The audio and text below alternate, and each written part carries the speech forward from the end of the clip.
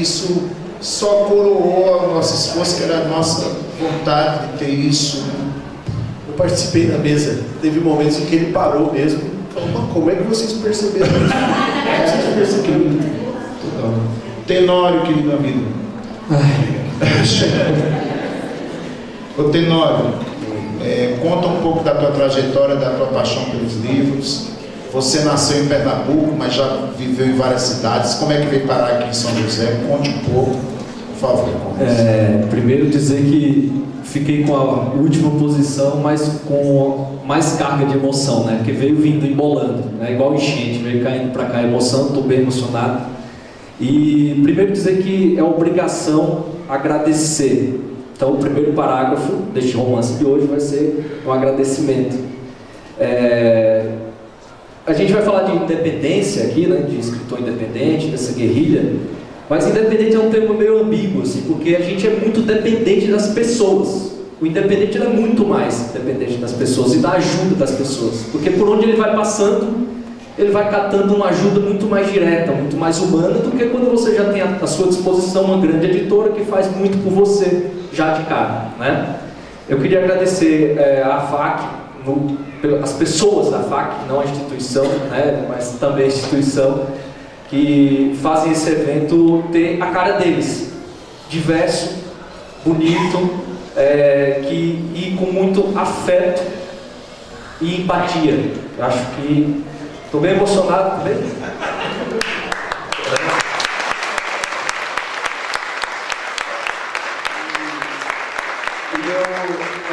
Eu não vou esperar chegar aos 80 e poucos do Inácio para agradecer aqui, né? Porque a participação dele marcou muito. Então é isso, em nome de todos os escritores aqui, obrigado por fazer uma festa tão inclusiva, tão bacana, que tem desde Inácio de Loyola Brandão até Tenório Cavalcante. Então vamos lá para aviso, haverá gagueira, tá? Estou bem emocionado. Bom, eu estava puxando na memória, quando a gente é muito novo, a gente tem que começar a fazer a nossa própria biografia e reunir o que eu falo numa mesa literária. Porque eu vejo mesas literárias, eu fico encantado com as histórias dos escritores, eu fico assim falando, será que eu vou ter o que dizer quando eu sentar na minha primeira mesa literária? E eu fiquei puxando, como é que eu falo que eu comecei? Né? Então eu criei aqui a minha narrativa de como comecei, que é para ter uma explicação, clarear um pouco, e vocês me entenderem. Eu comecei importunando, como sempre, né? Eu acho que o independente, eu já comecei, esse meu lado independente sempre existiu. Eu me autopubliquei, acho que com uns 12 anos, eu vou falar como. Eu sou de uma família de poetas, professores e políticos, basicamente. Escolhi um pouco de cada coisa, mas e pobre, né? Continuei pobre. O que é que eu fiz? Eu escolhi a carreira de publicitário, mas paralelo à minha vida de publicitário, paralelo não, anterior à minha vida de publicitário veio a escrita. Tenho uma professora de português, por tabela literatura, e convivi com isso minha vida toda, só que o despertar veio depois, né? Da literatura. E eu tinha muita inveja de ver os poetas, as poetas publicadas em jornal, de literatura. Eu ficava com inveja e falei, quanto que eu vou chegar aí, cara, ser publicado? Aí eu fiz, sabe o que? Eu queria um jornal. Eu falei, vou criar um jornal. É a única maneira de eu ser publicado, é criar um jornal. Aí eu não me lembro se com 12, 13 anos, na escola, eu criei um jornal que chamava O Progresso. Não me pergunte por que tinha esse nome. Eu contei essa história ali no mesa de bar, falaram, era o Progresso de Tenório, né? O Progresso próprio. Porque eu peguei, o que é que eu fazia? Eu publicava lá umas matérias sobre a feira na cidade, uma feira muito grande, sobre até casos meio políticos, assim. Eu inventava um monte de coisa, ilustrava o jornal com os desenhos, e lá numa parte eu colocava literatura e estava lá poema de quem? Crônica de quem? Poema de quem? E só saía coisa minha. Aí, e eu bati o pé desde moleque, eu sou poeta, sou escritor, sou poeta, sou escritor, sou poeta, sou escritor. Você vai se convencendo, né, disso ao longo da vida. Aí meu pai falou assim, não ganha dinheiro não, você vê, não trabalha não. Aí eu ficava dizendo e meu pai não dava muita bola. Aí um dia eu falei, agora eu vou pegar ele e vou provar pra ele que eu sou poeta. Peguei o meu jornal. Painho, ele chegou no trabalho, Painho. Aí ele, diga meu filho, olha, o poema meu publicado aqui no jornal. Que jornal é esse? É um jornal aí da cidade, jornal, é novo jornal. Aí ele leu o poema assim, aí eu, tomara que ele não passe dos créditos, lá atrás no fundo. Aí, edição, Tenório. Redação, Tenório. Diagramação, Tenório. Aí logo vi. Era esse cara, assim, mas no fundo ele tinha aquele orgulhinho, né? Então, sempre sempre me inseri. Eu sempre me inseri nesses contextos para poder aparecer, né? Isso foi em rádio também. Comecei numa rádio pirata, depois já... começou na pirata, me puxaram para uma legalizada. E eu mandava meus amigos ligarem para pedir música. Aquela coisa do Dois Filhos de Francisco lá, sabe? Para eu ter audiência, a audiência era só o pessoal da minha bandinha de rock. Enfim, e assim foi o início. E você tem agora já dois livros, né? Vai para o terceiro ou são três? São três, só que o primeiro é segredo. Porque eu não conto para ninguém, vocês vão ler, e é uma porcaria. Eu nunca digo que ele existe. Então, não procurem também. Se vocês acharem aí, vai ser vergonha. Mas eu estou contando assim, que é o primeiro, é o Talagadas, que foi o que de fato eu imprimi o livro. Eu de fato conheci com esse livro, né? Isso, que foi uma edição mais profissional, digamos, né? De fazer um capista, de ter um diagramador profissional. Eu contratei uma editora, na verdade, para fazer, que é coisa de independente também isso, né? E o Talagadas foi um livro de poemetos. Alguns dizem que são haikais, mas não considero haikais. O que eu utilizei foi só o formato para brincar com o conteúdo dentro desse formato. Então tem 1000 mundos dentro de três linhas. Então tem um microconto em 3 linhas, tem um poemeto, tem um poema piada, tem um simples trocadilho com o mundo animal. Então é um livro que você pode, de boteco, chama ele literatura de boteco. Trocadilho com o mundo animal tá perigoso de fazer. Exatamente. Não é nesse contexto aí, mas é com graça, né? E esse foi o primeiro, Talagadas, que me surpreendeu assim, na aceitação dele. Talvez por ser um livro que todo mundo abre e encontra, se não é na primeira, na terceira, na quarta página, lá no fundo encontra um que lhe agrade, né? Um poemeto que lhe agrade, por causa dessa diversidade de temas. Então, tem gente que lê todos e não gosta de nenhum. Aí tem um lá que chama assim, um trocadilho com um dito popular, que é só assim, ó: em briga de marido e mulher, ninguém mete. Aí tem gente que gosta disso, aí tem gente que gosta dos mais poéticos. Que dó, lá se vai o sol, que é com música. Então, é pó, é epopeia, né? Para você passar por uma epopeia, pó no pé. Eita, Então, aplauso por essa. Eu sei que você vai falar do outro livro, né? A gente vai segurar a audiência para o de dentro e o novo, que eu li um original dele aí, meu Deus do céu, vai ganhar, não sei. se for prêmio, que seja em dinheiro. Mas eu queria só dizer, Marcelino, o Tenório essa semana ele galgou um passo da literatura que só você de nós 5 aqui conseguiu. Um amigo dele ligou para ele dizendo que o livro dele já estava no sebo. Já tem livro em sebo. Eu posso contar rapidinho essa história? Um rapaz que eu trabalhei há uns 10 anos, ele estava no meu Facebook, mas eu não tinha contato com ele. Chegou uma mensagem, não foi ligação, foi uma mensagem falando assim: estava no sebo em Londrina e vi, ele contou meio, ele é publicitário, ele faz um negócio bem, né? Estava no sebo em Londrina, escreveu, eu literário, ele escreveu assim: estava no sebo em Londrina e vi uma menina pegar o livro do Tenório, que era Talagadas. A menina abriu o livro, fez uma cara meio sossa e devolveu o livro. Eu olhei aquilo, fui para perto dela, peguei o livro e disse: esse é muito bom. A menina voltou lá, pegou, comprou o livro, achando que era um puta livro. Eu fiquei muito orgulhoso, porque para quem só sabe o quanto é rico, valioso isso, quem é um um guerrilheiro independente, que é isso que a gente está falando, que briga por um leitor. Eu brigatava por um leitor e ele brigou por mim. Eu faria a mesma coisa, eu nem me apresentaria, eu dizia, o quê? Tu não leu direito não esse livro aqui, rapaz? Esse livro é uma maravilha, isso aqui ó, Leminski também. Eu não quero estragar o seu romantismo. Mas vamos lá. Eu não quero estragar o seu romantismo, mas eu acho que esse amigo foi deixar o seu livro lá. Olha.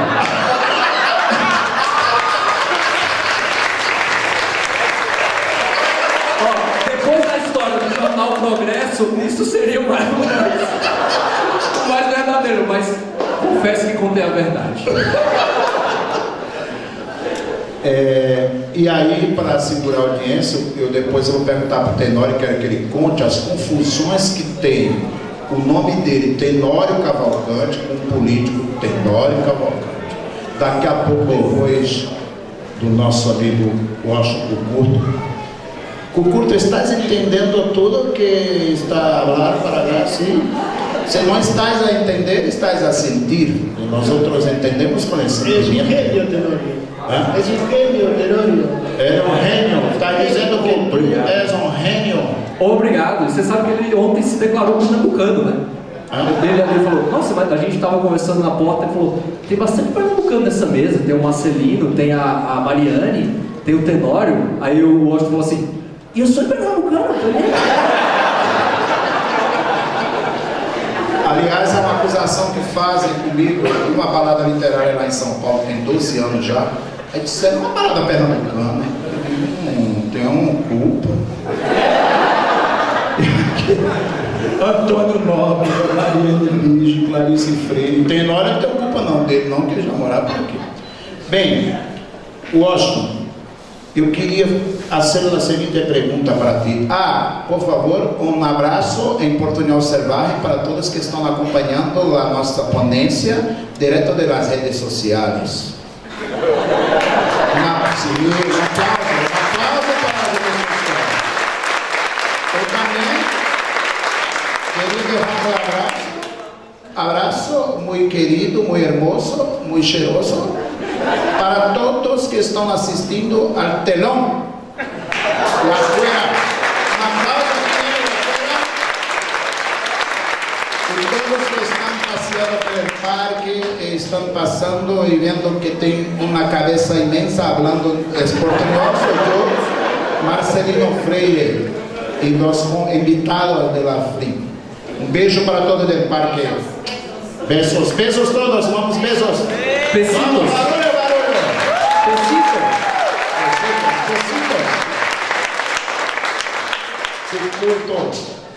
Cucurto, eu não vou perguntar porque tu se chama Cucurto, pero... El Cucu. Mas vou perguntar. Eu acho que o Cucurto, o nome dele é Santiago Vega. Santiago Vega. Pero ele assina, firma como Washington Cucurto. Por que Washington? Já que me parece um nome muito americano, não? Então, por que Washington Cucurto? Primeiro, por que Washington? Bueno, porque era el más morocho de un grupo de blancos. Tu eras o único negro de um grupo de brancos. Sim, Aqui da televisão simultânea, mas continua. Habla mais espaciado, com espaços. Y Espacinhos. Sim, essa continua. Bem. Y bueno, un poco para burlarse, me decían, cariñosamente también, me decían Washington, porque es un nombre que está asociado de alguna manera con las personas negras, Washington, Wilson, Nelson, Wellington, no son nombres que en Uruguay hay muchas personas negras que tienen esos nombres. Entonces me hacían esa broma y me decían, Washington. Sim. E Cucurto? Não precisa responder, mas não, Cucurto. ¿Se entiende? Entende? Sim, entendendo? Sim, está. Cucurto.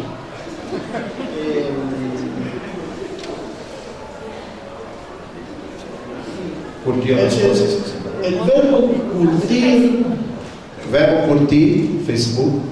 en Argentina, en español es un verbo callejero, juvenil, que yo no curto tal lado, yo no curto esa onda. Eu curto isto, não curto dança, não curto teatro. No curto fútbol, curto tenis. Y una vez me equivoqué y en vez de decir yo no curto ese lugar, dije yo no curto. Me trabuqué y ahí se empezaron a reír y a señalarme y a decirme, curto. Aí ficou Washington, curto. Y después al otro día ya era Cucurto en todos lados. ¿Qué haces, Cucurto? Hola, Cucurto. No, yo soy Santiago. No, Cucurto. Washington, curto. Como que as pessoas argentinas hablam de ti? Como que eles veem a literatura periférica? Como que tus amigos ou a prensa, né? Como que a imprensa e a Argentina vê a literatura feita na periferia? Como é que você é visto lá, dentro da sua terra?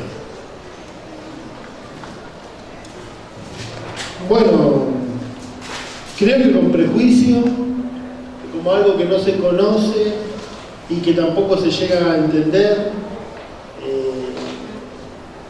la literatura que es mezclada con palabras de distintos orígenes, palabras callejeras, palabras de lunfardo, palabras que se utilizan ahora,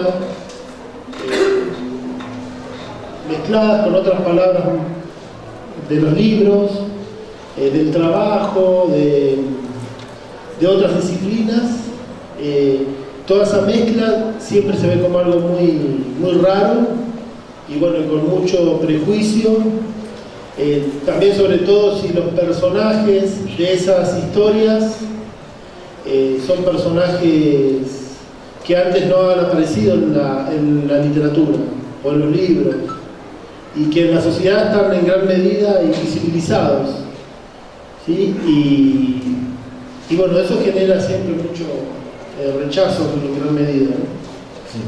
Cuando los inmigrantes aparecen en los libros y copan la ciudad y se burlan de la clase media, se burlan de la alta cultura, se burlan de la comida, de un montón de cosas, entonces eso genera mucho rechazo, mucha incomodidad, porque hay una mirada del inmigrante muy negativa en la sociedad, ¿no? Y sin embargo, casi todos los países están construidos por inmigrantes.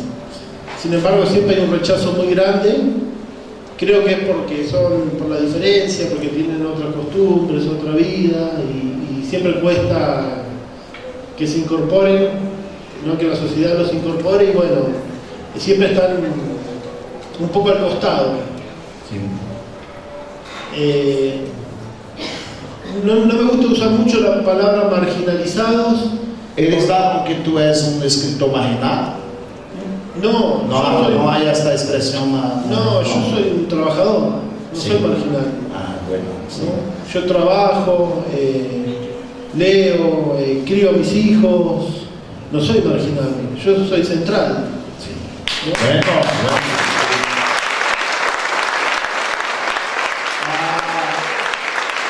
No Brasil habla muito que escritor marginado, escritor que está na periferia, escritor que está à margem de tudo. E tu falaste para mim uma coisa muito importante que completa a tua resposta, que é, parece que ninguém trabalhava na literatura, nos livros, não havia os trabalhadores, e tu trazes exatamente este trabalho, as pessoas trabalham entre livros. Conta un poco, sí. Bueno, sí, es uno de los temas que aparecen en el mundo del trabajo, también el mundo relacionado con el cuerpo, el mundo de la música, del baile, en los barrios, y bueno, todos esos temas más corporales aparecen bastante. Y bueno, siempre la ciudad, porque yo soy un enamorado de Buenos Aires. No nací en Buenos Aires, pero bueno, soy un enamorado. Me gusta mucho la ciudad, me gustan sus barrios, sus calles. Y bueno, siempre mi inspiración más grande ha sido la ciudad. Bueno. ¿Tú tienes un poema para leer, alguna cosa tuya para mostrar para algún trecho? ¿No? ¿O alguna cosa decorada, alguna cosa que tienes? ¿No? Tengo un libro. Tengo un poema muy lindo de Fabián Casas, por ejemplo, que es un poeta muy bueno. Por favor. Y aparte se puede llegar a entender, es sencillo. E Mariane vai preparando, né? Mariane vai preparando sua performance. Vocês também, trecho de alguma coisa do Mas livro que de tu fala vocês. espanhol agora. Mariane vai preparando. Mariane vai preparando a preparar toda a leitura. Queria pedir uma salva de palmas para nossa amiga que além de traduzir,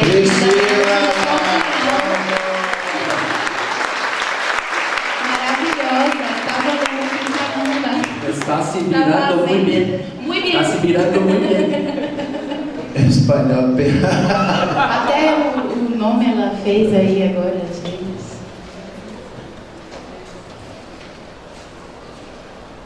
Bueno, es uno de los libros que preparé para hablar. Sí, bueno. El poema creo que se va a entender, es fácil, es sencillo. Se llama Sin llaves y a oscuras. Sim. Sin llaves y en la oscuridad. Y en la oscuridad. Sem chave na escuridão. Sem chave na escuridão. Na escuridão. Es muy breve, es muy breve. Era uno de esos días en que todo sale bien. Había limpiado la casa y escrito 2 o 3 poemas que me gustaban. No pedía más. Entonces salí al pasillo para tirar la basura y detrás de mí, por una correntada, la puerta se cerró. ¿Entiende algo? Sí, sí. Bueno. Não terminou.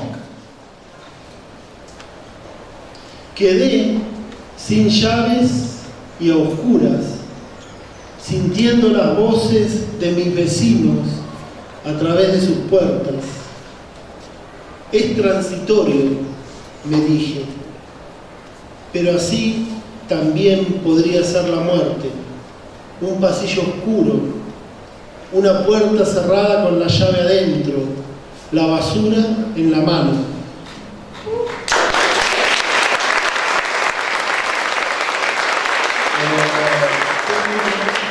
Sí, está minha casa. Tem tu livro Coisa de Negro e outro. Esse é o livro do Washington Couto, publicado no Brasil, né? Coisa de Negros, publicado pela Rocco.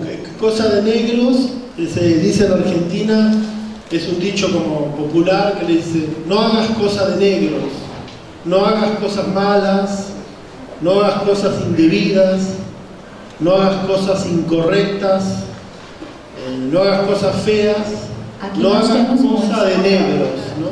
Entonces yo cuando comencé a escribir dije: solo voy a escribir cosas de negros. Muito bom esse livro. Aplauso pro Couto!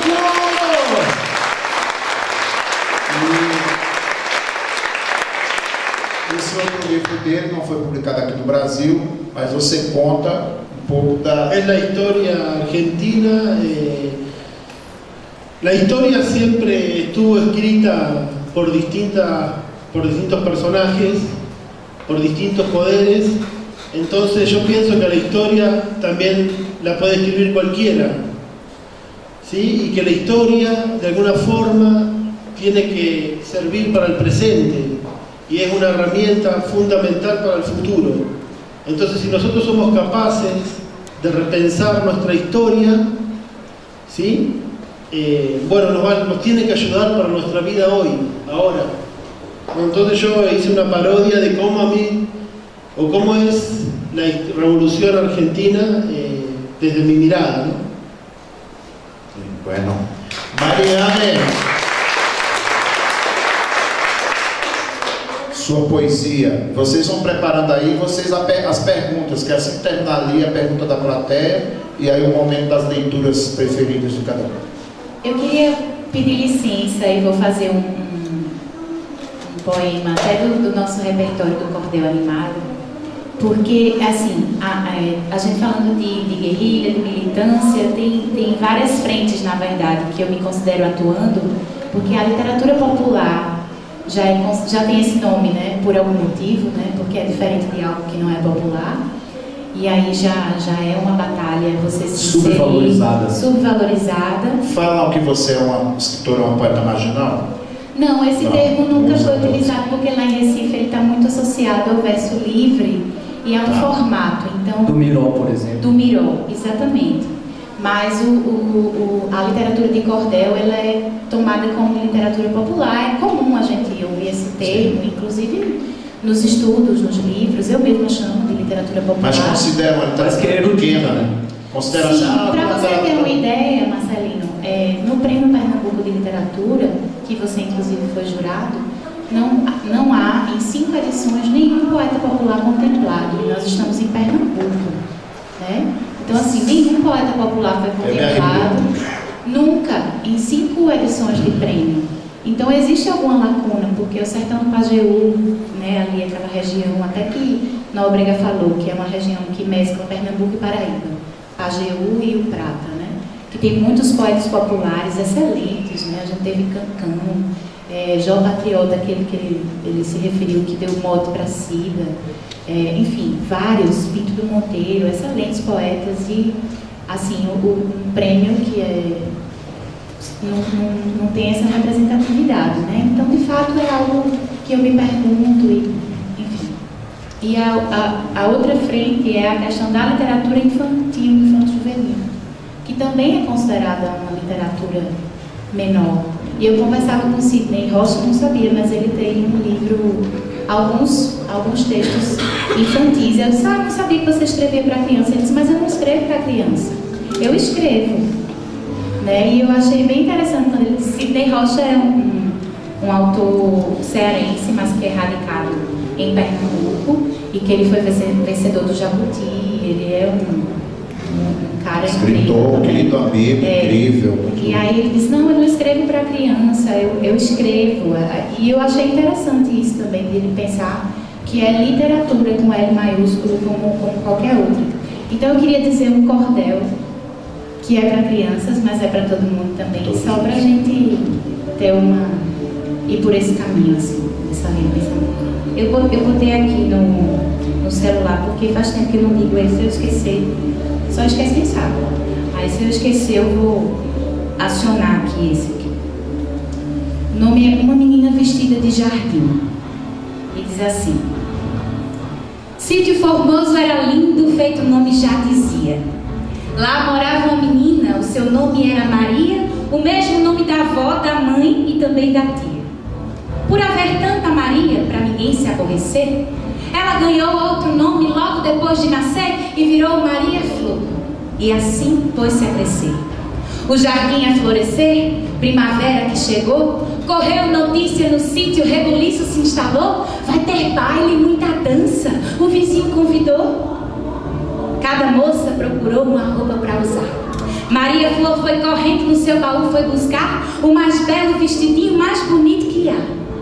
Mas ao experimentar, o vestido não cabia. Essa flor cresceu tão rápido, coitadinha da Maria. Abriu, provou, não fechou, nenhuma roupa servia. Uma prima acudia: esse aqui pode ser seu. Já não cabe mais em mim, já não pode mais ser meu. Maria pegou o vestido e a prima agradeceu. Pobrezinha, entristeceu. Queria roupa novinha, ou algo bem diferente, com detalhes na bainha, com gola, manga, botão, laço de fita, fitinha. E foi chegando a noitinha, família toda animada.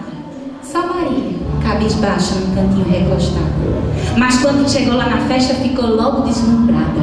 A casa bem decorada, o jardim muito bonito. Aliás, em todo o sítio foi seu canto favorito. sentou-se ali entre as plantas, ficando longe de agito, quando ouviu barulho aflito. Que cara é essa, querida? Perguntou-lhe uma cigarra pousada na margarida. E com cara de sofrida, Maria Flor respondeu: estou muito mal vestida. Não sei se a senhora viu. Esse vestido é usado, porque outro não serviu. Está velho, desbotado. Não sei se a senhora viu. E a cigarra fez: Pissi, eu talvez possa ajudar. Vou chamar alguns amigos, sua roupa incrementar. Você já é tão bonita e mais bela irá ficar. Flor não quis acreditar, mas a cigarra chamou a mais linda borboleta que em seu colo repousou. Quer broche melhor que esse? A cigarra perguntou. E ela então continuou: que venham as joaninhas. De cima a baixo da roupa fizeram fila retinha. Esses serão seus botões, mas podem fazer cosquinha. A astuta cigarrinha muitas flores convidou. A papoula, bem frondosa, em manga se transformou. Cada pétala de rosa a cigarra costurou. Com a teia que sobrou, com a linha que sobrou de uma teia de aranha, fez assim uma bainha de beleza tão tamanha. E ainda completou: tem alguma coisa estranha. Margarida, não se acanha, é você que está faltando. E a flor branca e amarela foi loguinho se instalando nos cabelos da Maria, que estava adorando. Uma planta se arrastando dessas, feito trepadeira, enroscou-se na cintura, enrolou-se por inteira. E a cigarra recebeu: bem-vinda, dona Parreira. Centopeia, bem parceira, veio quase tropeçando, subiu até lá em cima, foi na gola se instalando, parecia um colar com muitas pontas brilhando. Maria se viu dançando, mal podia acreditar. Nunca vestiu-se assim, nunca pôde imaginar. Quase beijou a cigarra que falou para não cantar. Vá logo aproveitar na festa se entreter, e quando tudo acabar, volte para devolver cada coisa para o seu campo, no jardim poder viver. E Maria foi fazer o que a cigarra falou. Se divertiu como nunca, todo mundo elogiou o mais belo vestidinho que ninguém jamais usou. E quem foi que costurou? Todo mundo perguntava. Maria explicava tudo, mas ninguém acreditava. Ela estava tão feliz que para os outros nem ligava.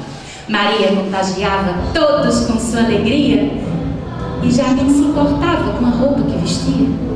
E assim voltou para o jardim onde a cigarra vivia, e ali desfez a magia. A todos agradeceu, cada coisa para o seu canto a menina devolveu. Voltou com um vestido velho, só que ninguém percebeu. E o dia amanheceu, a festa teve seu fim, Maria Flor floresceu, terminou feliz assim a história da menina que vestiu-se de jardim.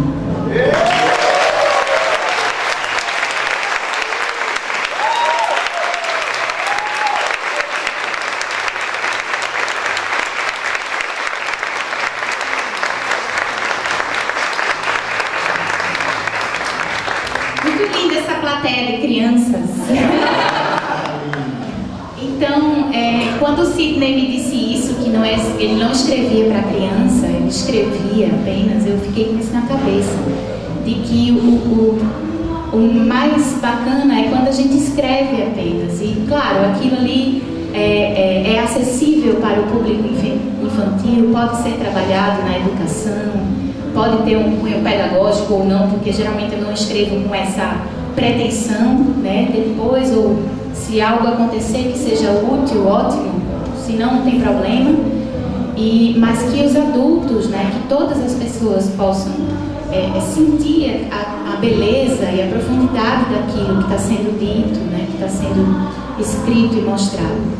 É isso. Bem, Mariane está com seus folhetos, né, com seus cordéis, quem quiser comprar, procura você. Eu só queria dizer algumas coisas mais. Sim, claro. Porque assim, ontem, depois da apresentação da gente, a gente vendeu todas as obras infantis, né, assim, a coletânea, os livros. Eu trouxe aqui alguns folhetos e o Kama Sutra.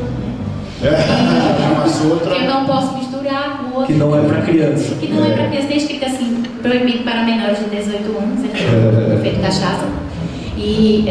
Mas assim, eu tenho uma lojinha virtual, porque você disse assim, a Mariane foi reconhecida.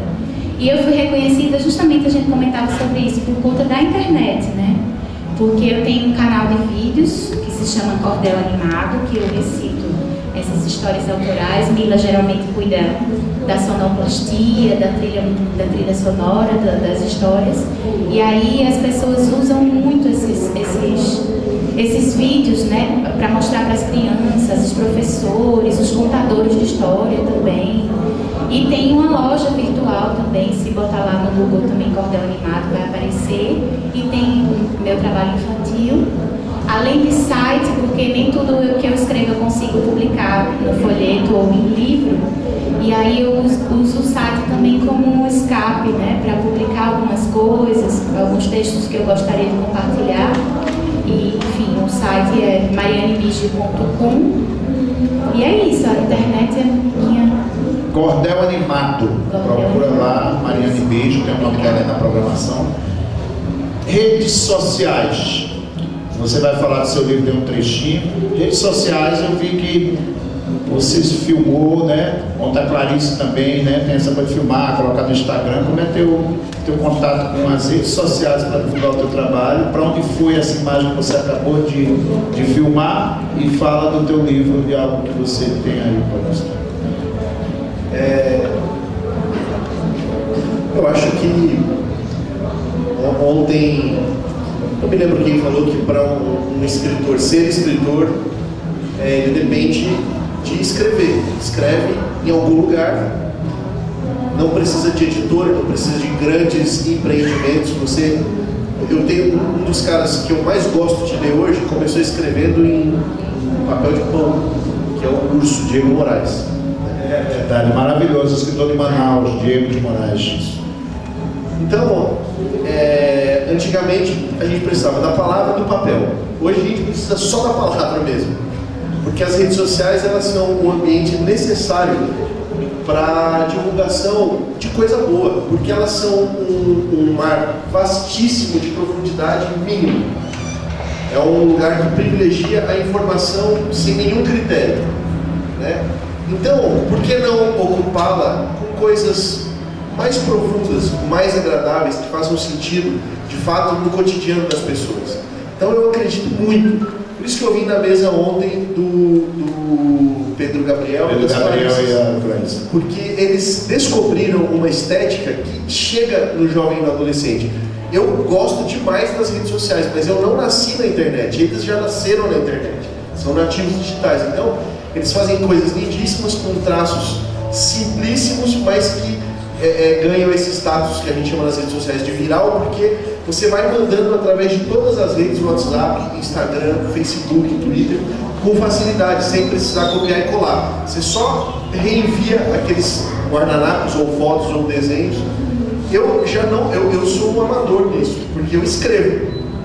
O que eu escrevo é compartilhado e curtido, com muito menos intensidade do que eles, que escrevem curto, com uma estética fácil de ser compartilhada e de fato alcançar um sucesso nas redes que da minha geração para cima é muito difícil de ser alcançado. Da minha geração para baixo é o que se está fazendo, né? É um movimento ao contrário. As editoras vão atrás desses escritores de internet e porque, por exemplo, ontem aqui, só naquela mesa de ontem tínhamos representados mais de 2 milhões de leitores virtuais. Coisa puta de um capital, né? Uma coisa vertiginosa. Então eu sou adepto, adoro as redes sociais, mas não sei usá-las com todo o potencial que elas têm. Aí foi a mesa de ontem, de fato eles têm. O que eu gravo aqui vai pro Stories no Instagram. E cadê o seu livro? Os dois, mostra só pra gente. O livro tá aqui. Ele vai autografar na livraria, tá na livraria. O Ofício das Palavras. Tenho muito carinho por ele. Vocês comprem. Dá de presente, compra para deixar no sebo. E para deixar no sebo. Você chega lá. Eu tinha separado uma leitura menor de poesia. Eu escrevo poesia, mas não assumo. Eu escrevo e escondo, porque eu tenho muita vergonha, porque eu sou de um coletivo de poetas chamado Chifrados e Afins, com N depois do I, que é Chifrados e Afins. É só poeta corpo. E tem lá o urso, a galera está assistindo inclusive, um abraço para vocês cornos queridos e assumidos. Tomara que não. Todo bar em alguma cidade, aqui tem o Funivan, se você assumir que é corno, for lá tocar a campainha, você ganha um caldo do corno e só paga cerveja. Como todo mundo já foi, um dia vai ser, é melhor assumir logo e ganhar o caldo sem muita reserva. Eu assumo. E daí tem lá o Urso, o Diego Moraes, o Bruno Santos, a Inés Salviano, o Manuel Herzog, é uma turma bem espalhada no Brasil todo, que fala porcaria o dia inteiro, é um bando de vagabundo com o tempo. Então, eu nesse período da mesa, seguramente tem 70 mensagens aqui que eu não li. Que é um bando de vagabundo mesmo. Assumidos que escrevem poesia bem marginal. O Marcelo conhece, acho que a maioria deles. Sim, então um abraço para o Bruno Brum, o Diego Moraes. Então eu separei uma crônica curta, minha mesmo. Eu ia ler uma poesia do Diego Moraes, mas ele mandou faz 5 minutos. Então eu não vou ler não, viu, o seu vagabundo sem vergonha. Bebeu ontem a noite inteira, dormiu, capotou e me manda 5 minutos, só lê isso aí, lê isso daí. Tá, lê aí. Não, vou ler uma crônica minha mesmo. Antes de ler, a crônica se chama Fabrício do quê? Fabrício do quê? Do quê? Fabrício do quê? Então, para não parecer uma autopromoção, na verdade é um auto-engano, porque quem escreve crônica, escreve a partir de alguma coisa completamente irrelevante. A matéria-prima da crônica é a irrelevância. Então, se eu escrevi sobre mim mesmo, é porque é assim que eu me considero, não é promoção de forma nenhuma. Fabrício do quê? Perguntaram meu nome. É Fabrício. Insistem. Mas Fabrício do quê? Já me perguntou. Eu sou Fabrício aquele que tem habilidade com as mãos, diz o Zodíaco, no sentido artesanal do termo. No que eu tenha, não que eu tenha ou faça jus ao nome, na verdade não faço, mas sou Fabrício assim mesmo. Meu sobrenome é comum, Cunha dos Santos. Quando eu era criança, não entendia de sobrenomes. Adolescente, estudei numa escola onde as pessoas eram conhecidas por nome e sobrenome. Até porque ninguém lá era da Silva, ou Souza, ou Lima, ou Cunha, ou Santos. Era fulano disso, cicrano daquilo, onde disso e daquilo eram nomes italianos, franceses e alemães. Eu era Cunha dos Santos, então fiquei só com o Fabrício mesmo. Meus filhos têm sobrenome bonito por causa da mãe, que é de família europeia, mas também carregam o Cunha dos Santos. Se eu carreguei, eles também devem carregar, não é? Não vou pagar essa pena sozinho. Não me envergonho em absoluto. Adolescente é tudo bobo. Ser Fabrício já dá um trabalho danado. Imagina ser Cunha dos Santos. E quando me perguntam o que faço então, como assim? O que faço? Eu existo, poxa. E existir já dá um trabalho danado também. Como é que uma pessoa tem coragem de perguntar para outra o que ela faz? Será que o perguntador não existe? Porque se existisse, não faria uma pergunta idiota dessas. Mas como perguntam e como eu sou educado, respondo. Faço um esforço enorme para ser humano. Um humano o melhor possível. Não consigo, mas tenho, e tento, juro. Bom, sou Fabrício.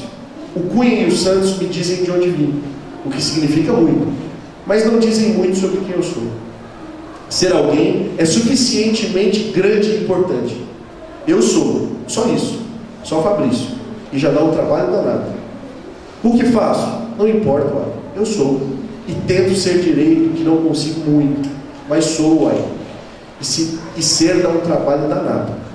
Sou Fabrício, e faço um esforço danado para ser um Fabrício direito, o que não consigo muito, mas é isso mesmo que sou.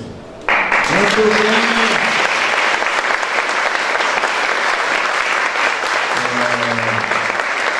Quero avisar que nós já estamos estourando um pouco tempo, não vai prejudicar o Tenório, mas eu gostaria da compreensão de vocês para não abrir para perguntas. Vocês podem perguntar aqui, porque ainda tem, muito rapidamente, vocês falam do livro que vocês trouxeram, né, depois, tá bom? Então, por favor, Tenório, faça o que você tem que fazer, mas me conta só a história rapidinha do Tenório Cavalcante. Que confusão fazem com o seu nome, o político Tenório Cavalcante? Assim, muitos aqui devem saber que Tenório Cavalcante é um político nordestino que foi para o Rio de Janeiro e fez sua carreira no Rio de Janeiro, chegou a deputado federal, quase governador da Guanabara, e esse sempre me perseguiu, como que chama quando você tem o mesmo nome agora? O homônimo. Como é que é o nome? Homonímia. Isso, obrigado. Homonímia, parece uma coceira, não homonímia. E só rapidamente, de tantas coisas que já aconteceram, assim, duas muito pontuais, eu sempre eu sou da época do Twitter, né? 10 anos atrás, quando o Twitter estava começando a pegar, tal, eu tava nele, eu tinha uns 1.000 e poucos seguidores, e eu soltava muita frase, que é a rede social da frase. E fui deixando lá, depois essas frases foram para aquele pensador UOL, né? Pensador.ol, e ficou lá, e eu esqueci disso, não opero mais rede social desse tipo, e sempre ficou lá na internet. E você sabe que frase na internet se espalha e fica, né? Se Clarice Lispector ganha frase que não é dela, né? Imagina eu. E ficou lá. Aí eu fui dar uma palestra na UNEAL, na Universidade Estadual de Alagoas, esse ano. E tava lá na mesa, aí o pessoal falou assim, um rapaz levantou, posso falar uma coisa? Posso. Sabe aquela frase que tem a cara do Tenório Cavalcante, que pra quem não sabe, Palmeira dos Índios, que é onde tem o campus lá da universidade, é a cidade dele, foi onde ele nasceu. Do político. Tem lá no Centro Cultural imagens pintadas na parede com figuras ilustres da cidade, com uma frase célebre dessa figura embaixo. Aí ele falou assim, sabe aquela frase que tem lá assim, a foto do homem da capa preta e uma frase assim, a vida é feita de fases, ou tu fazes ou tu não fazes. Sabe de quem é? É desse Tenório aí,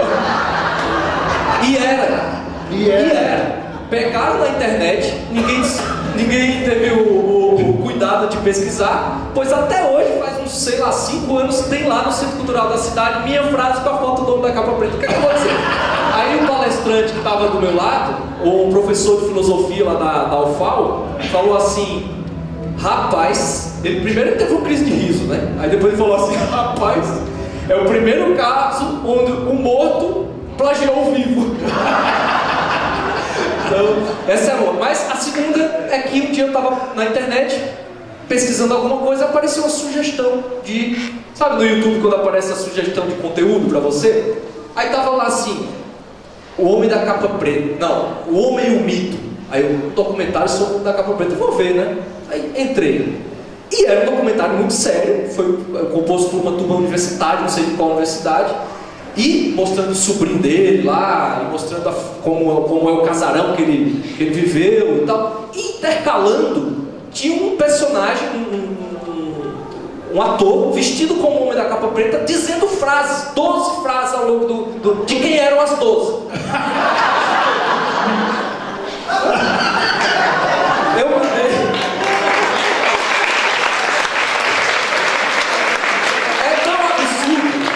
É tão absurdo que uma das frases era assim, vê o descontexto do negócio. Só é sexta-feira após o primeiro copo de cerveja. Quando que em 1935 esse homem ia dizer isso na Câmara dos Deputados, sei lá que ano que era. Então, isso é uma delas. Mas eu convivo, eu já troquei, já tá mais... Fica assim, não tem jeito. E, agora digo que é do verdadeiro Tenório Cavalcante. Então vamos lá. Antes, um capítulo que não ficou do agradecimento, queria agradecer imensamente a pessoa que é responsável, primeiro por eu estar em São José dos Campos, segundo por ser talvez minha maior apoiadora direta, que é minha namorada que está aqui. Minha companheira, e dedicarei todos os meus livros a ela.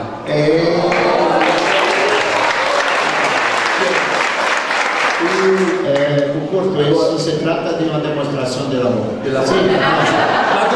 Só que eu já tomei uma olhada da Esther aqui. Eu dedicarei todos os meus livros. Quando ele terminou a olhada, ela foi quase sólida. Vamos lá. Eu queria fazer diferente. Ao invés de ler um trecho do meu livro de dentro, que eu quero que vocês fiquem curiosos e vão comprar ele lá na biblioteca, no marketing, né? Eu vou ler uma coisa que eu não li para ninguém ainda, nem você leu esse trecho, que é um trecho do meu romance novo. Pode ser? Sim, pode. É uma boa estratégia fazer isso? Não, é um brincadeira. Então vamos lá. Uma maravilha. Lembrando que está sem edição, então pode ter uns termos verbais diferentes, assim, para corrigir e tal, mas vamos lá. É a história de um esquizofrênico que teve uma infância abusiva, uma mãe alcoólatra que batia e tal, então é o enredo só para ilustrar. Então, o título aliás, o capítulo começa assim: a cada desesperança, um Deus se enforca. Braços do diabo me conduziram ao quarto de mamãe. Sento no chão do corredor, resisto. Um exército de anjos moribundos empurram-me em direção ao quarto de mamãe. Vou flutuando arrastado. Abro a porta, sento minha cama, de onde posso ver tudo ao redor. Estou tremendo, tem que segurar aqui. Há um peso, e este peso de lembranças mortas deita-se no meu colo pedindo afago, estica suas pernas, embaraça os lençóis, boceja choroso, feição estrábica, boca torta, esse peso. Há quantos anos não entro aqui? O espelho de moldura de ferro, ferrugem, com um fino rachado, qual cicatriz no rosto de mamãe. Reflexo. Em cima da cômoda, frascos incontáveis de perfumes, muitos ainda cheios, uma caixa de joias e nada mais. Duas gavetas, uma sobre a outra. Na de baixo, não há mais tranca. Na de cima, duas trancas. Sempre imaginei que a mamãe escondia sua alma ali, assim trancada, e saía à rua destilando o corpo preenchido de conhaque, destilando o corpo preenchido de conhaque, como um frasco fosco de perfume. Então é aqui, mamãe, que guardas teus segredos. Confesso que perdi o interesse. Mas a ponta do que parece um pedaço de papel parece querer escapar da gaveta fechada. Ignoro. Antes quero abrir a gaveta sem chave. Puxo com cuidado, mal encaixada ou quebrada, quase se desmancha em minhas mãos. Levo para a cama, espalho os objetos sobre a coxa. Um relicário com fotos corroídas de seus pais, um relógio sem ponteiros de papai, moedas sem valor, papéis miúdos, anotações bestas, lixas de unha, uma grande e grossa. Logo reconheci. Mamãe a utilizava para serrar à força minhas unhas. Chegava a sangrar, serrava e falava baixo: vamos apontar o lápis. Minha memória é redemoinho, rio de águas turvas. Ora desago no cristalino lago de dores e boio, de olhos fitos para o céu de sol vigoroso. Pego o relógio cego de tempo de papai, coloco no braço e sinto o peso de uma lembrança pendurar no meu corpo. O braço cabeludo de papai roçando em meu rosto, nós dois sentados na varanda, ouvindo rádio ligado num programa de música instrumental. Papai balançava os braços, fazendo gesto como se tocasse um violão clássico, de olhos fechados. Uma lembrança puxa a outra e vejo o papai dizendo até mais, levantando o braço direito, onde coloca seu relógio, esse mesmo que visto, o relógio sem tempo. Papai não sei quando volta, não sei se voltava, não sei se essas lembranças não estão me enganando. Tiro o relógio, levo até o nariz, o cheiro é de suor metalizado, morto, algumas manchas no vidro, arranhões e sujeira entregam seu uso constante. Deito ali, deixo ali espalhados os objetos e volto à cômoda. A gaveta fechada parece estar protegida por 1000 soldados ébrios de mamãe, armados de foice, machado e poemas parnasianos. Romperei, vou até a cozinha. De lá trago um martelo de bater carne e faca de ponta. Empurro a faca na frecha da gaveta e bato com o martelo. Quebro a primeira tranca e a segunda foi questão de tempo. Abro, aqui estão os segredos de mamãe. Há uma carta. Aquela ponta de papel é uma carta. Fecho de novo a gaveta. Afasto-me da cômoda. Eu não posso agora.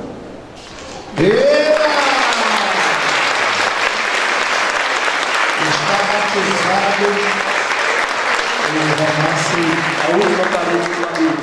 A Última Parede do Labirinto. Olha que título, já vem clássico e sucesso desde já. Bem, sucesso eu não digo não, mas persistência e trabalho reconhecido. Olha, queridos, vocês vão preparando o livro que vocês trouxeram, mas vai ser diferente, vai ser assim, tipo, fale deste livro em 1 minuto, porque estamos estourando o tempo mesmo. Mas eu quero só, antes de passar, vocês vão preparando o livro que vocês trouxeram, o livro de la indicação de leitura. Eu queria registrar 2 coisas aqui. Falei em batismo, a FLIM está na sua 4ª edição, mas essa FLIM foi batizada, coroada, nasceu a partir da persistência de um grupo aqui, mas sobretudo a partir da persistência dessa mulher maravilhosa, que tive a oportunidade de conhecer algumas vezes, está aqui presente. Com ela tudo começou, tudo continua. A querida parceira guerreira, Ana Lu. Aplausos, vamos fazer barulho, se levante. Se levante, mais barulho, Ana Lu. Muito obrigado por você existir. Guerreira, tem tudo a ver com essa mesa. Nós é ponte, atravessa qualquer rio. Muito obrigado. O meu nome aqui, estou chegando, mas em nome de todo mundo, te amamos. E a querida que eu falei no começo da mesa, falei de você não estava aqui, se estava eu não vi, falei do seu livro que você me deu, nos conhecemos já, da Miriam Cris, esse livro lindo, Tuco, o Catador de Palavras, que eu até presenteamos o culto com esse livro, e olha o que ela me traz, olha que livro maravilhoso, o que ela me traz, o bonequinho do Tuco. Está à venda aí seu livro, vende com você, né? As pessoas compram, diz aí, olha que as pessoas vêm aqui vir para você falar do seu livro, assim muito rapidinho, mesmo que ele está estourando, mas você fazer.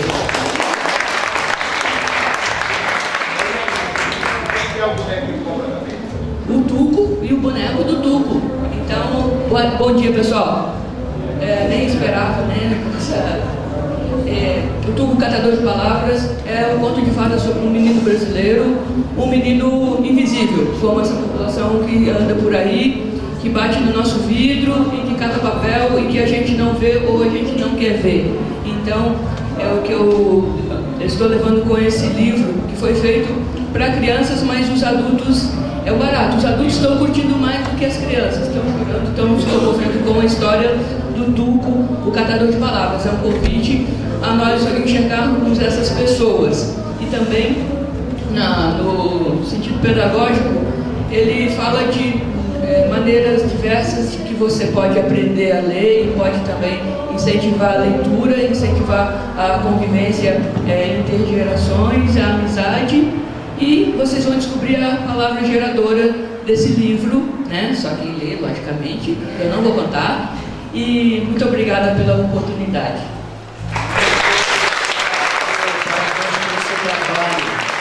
Uma guerreira também passando pela FLIM, vendendo seu livro, vendendo seu bonequinho, com esse trabalho lindo. Muito obrigado.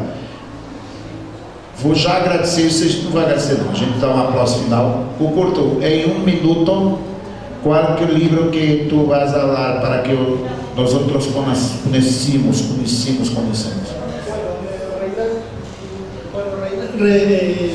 Reinaldo Arena. Empezamos por Reinaldo Arena, porque está traducido al... Si quem quer comprar teu livro, quem quer comprar os cartoneiros, tu está vendendo também? Sim. Sim. Quanto que é cada um, para sabermos? R$10. R$10. E vocês estão levando livros originais de la Heloísa Cartoneira, com o criador da Heloísa Cartoneira, uma raridade, R$10. Depois vocês, daqui a 50 anos, vão se arrepender. Bueno, Reinaldo Arena es un escritor cubano, disidente de la revolución, homosexual, realmente un escritor muy interesante, muy importante para la literatura latinoamericana, y está traducido al portugués. Y lo recomiendo muchísimo. Y después mi escritora preferida, que es Dalia Rossetti. Bueno, elegí este libro, Sueños y Pesadillas. Es una escritora contemporánea muy buena. Escribe, las historias son muy imaginativas. Por lo general siempre el personaje es una profesora de letras, donde le ocurren un montón de cosas increíbles y bueno, es mi escritora preferida, digamos, entonces por eso la elegí. Tem que lembrar que o Curto, quando investiu, começou este trabalho, ele invitou escritores clássicos, escritores muito importantes como Ricardo Piglia e outros que já haviam nos deixado, como Reinaldo Arenas, mas muitos livros originais e também de brasileiros, como Haroldo de Campos, Glauco Matoso. É um divulgador da literatura brasileira na Argentina e no mundo. Um grande aplauso para o Washington Curto.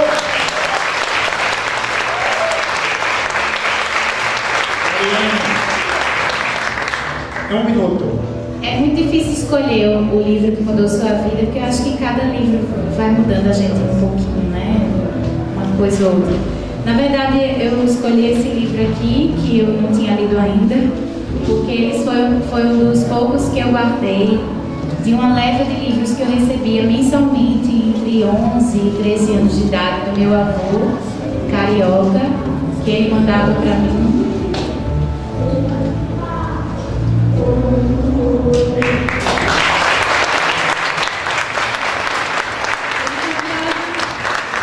Nos cerros do Rio e mandava para que a gente tivesse algum assunto para conversar.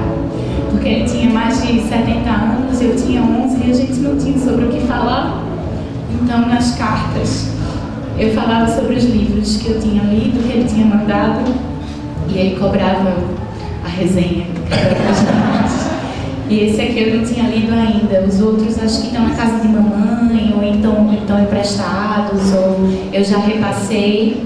Mas esse aqui foi um dos poucos que ficou dessa época. Ele está aqui catalogado como centro da Biblioteca Popular de Jacarepaguá, no ano de 1990. E Vovô comprou num sebo, é a Cadeira de Balanço de Carlos Drummond de Andrade. Eu acho que eu não vou ler nunca, não.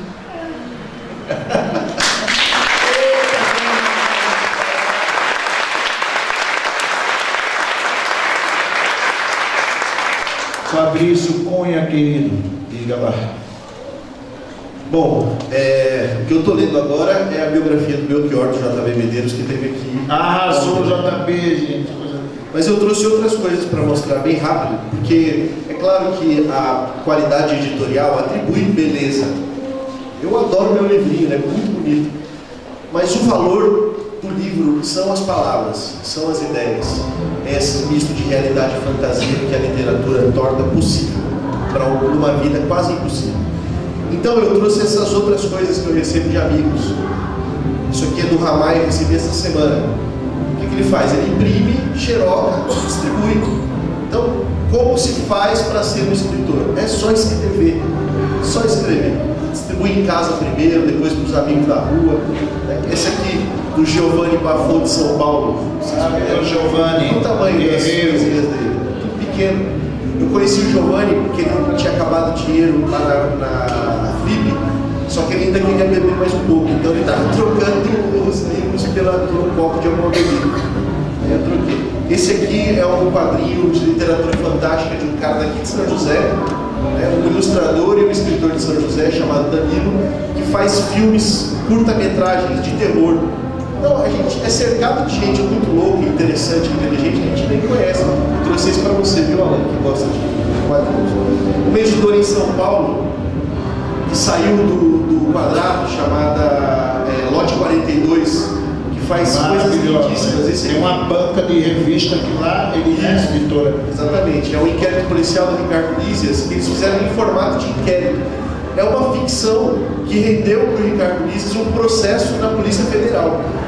Eles perguntaram como ele tinha conseguido acesso a esses documentos, que não são documentos, é uma ficção. E ele teve que responder esse processo, teve que contratar advogado. Ele é um cara que, se você olhar para ele, você acha, não, esse cara é um dos caras certinho, todo mundo. Mas ele é um dos caras fazendo coisas mais fora do quadrado hoje na literatura brasileira. O meu livro é esse, do Franz Kafka, A Metamorfose. Eu acabo e começo. Há algum tempo já, mesmo. Eu tenho toque, então eu vou resolvendo o meu toque nessas loucuras que só eu sei, agora vocês sabem. Esse é o livro que a Catarina, minha filha mais nova, escreveu para mim. Engraçado que a Catarina, a professora dela, chamou a mãe para dizer que ela tem problema com interpretação de texto. Porque o que a gente ensina na escola é redação, né? Então é importante a vírgula, o ponto. São as coisas mais idiotas, irrelevantes, sem sentido, que a gente aprende ao longo da vida. Agora, o lirismo não se ensina, né? A fantasia não se ensina. É trocado por essa gramática restritiva, que desmotiva a criança a escrever. Então, a professora da Catarina, me desculpa, ela vai continuar fazendo ponto e vírgula errado, mas eu acho que nem você escreve tão bem quanto ela. Isso eu vejo como diferente. E por último, essa sala ela tem um nome, é a Sala de Leitura Reginaldo Poeta. Foi um poeta aqui da cidade, nordestino, muito importante, uma alma livre, leve e linda, que faleceu há alguns anos, marido da Zenilda, uma poeta também lindíssima. Um aplauso para você. Eu não escrevo poesia, mas estou cercado de poesia, que é o que me permite ser gente nesse mundo, é a poesia. Então, trouxe como uma homenagem a um poeta que faz da minha vida uma vida leve. A poesia o mantém vivo, viu, Zenilda? Deus abençoe vocês todos. É isso. Serei bem breve mesmo, né? Vamos lá. Eu trouxe um livro que foi vencedor do Prêmio Sesc de 2016, Receita para se fazer um monstro. Você pediu um livro que marcasse, um clássico, ou um livro que você tivesse lido agora. Então, eu me interesso muito pelos contemporâneos, ou seja, esses nossos pares, na verdade, né? Nem velho nem novo, contemporâneo. Me interesso muito, eu leio, procuro, e também quando chega assim dessa forma, que foi um prêmio. Que bom que existem os prêmios, né? Que te avisa de alguns escritores fantásticos, e muitas vezes não também, né? Mas eu gosto de livros que representam alguma quebra. Tem que quebrar, tem que causar alguma coisa, tem que se posicionar de alguma maneira nesse mundo diverso de literatura. Então, o Mário Rodrigues é um garanhuense, não é corporativismo por eu ser garanhuense, mas é porque é por qualidade. Não vou fazer resenha do livro, eu acho que, pelo contrário, quero que vocês comprem e leiam. Mas é uma das quebras agora do último ano, que eu acho. Muito bem, Tenório. Um aplauso para o Tenório. Agora, livros do Cucurto, falem com ele. Livros da Mariana, falem com ela. Os livros também estão nas livrarias, ou alguns com vocês, aí vocês conversam, livros todos. Só dar um recadinho. Essa é a última mesa desse espaço aqui, lindo, acolhido pelo nome do poeta, né? A próxima mesa, às 14h, será uma homenagem ao Carlos Renaud, compositor, letrista, produtor, jornalista. Ele que nasceu aqui em São José dos Campos. Na conversa que nós tivemos, eu e o Jorge, com a curadoria aqui da Flint, eu perguntei, né, das personalidades da cidade, e aí descobri que o Carlos Renaud era de São José dos Campos. Ele parceiro de Zé Miguel Wisnik, Chico César, Lenine, Pedro Luiz, tanta gente. Escreveu aquele livro Todas as Letras de Gilberto Gil, etc, etc. Um cara extraordinário. Aquela canção do Chico César, que é sobre os agrotóxicos, é letra do Carlos Renaud. Agora da Demarcação Já, também do Carlos Renaud. E aí eu falei com o Chico César, conversamos, querido amigo, parceiro de muito tempo, e aí disse, vamos fazer uma homenagem ao Carlos Renaud. O Chico César está vindo para uma mesa, às 14h, vai ser lá no palco principal, Chico César, Carlos Renaud, com a mediação dessa extraordinária jornalista. Meu Deus do céu, que eu estava agradecendo para ela hoje no café da manhã, o quanto do seu talento, de sua simpatia, de seu carisma, de sua inteligência, tudo que ela trouxe, agregou de afeto para essa Flint, que é a Adriana Couto. Um aplauso para a Adriana Couto. Ela conversa com os dois, com a participação especial do Ariabo Queso. Ariabo é filho da sociedade Balatiponé, muito conhecida em Umutina, no Mato Grosso, como estudante militante das causas indígenas. representou a UFSCar, né? Universidade Federal de São Carlos, no Fórum Permanente sobre Questões Indígenas das Nações Unidas em Nova York, etc. Tem livro publicado, ilustra os próprios livros, e aí um guerreiro indígena que traz toda essa força aí de um Brasil que a gente precisa preservar, e aí vai estar fazendo uma participação especial nessa mesa às 2 da tarde. Agradecer muito a toda a equipe sempre aqui, de todos aqui. Obrigado pela presença de vocês, pelo pessoal do Facebook, agradecer o pessoal que está assistindo no telão, que está passeando pelo parque. Agora está acontecendo o show da banda Mirim, e aí vamos terminar com um caloroso abraço para esses 4 guerreiros.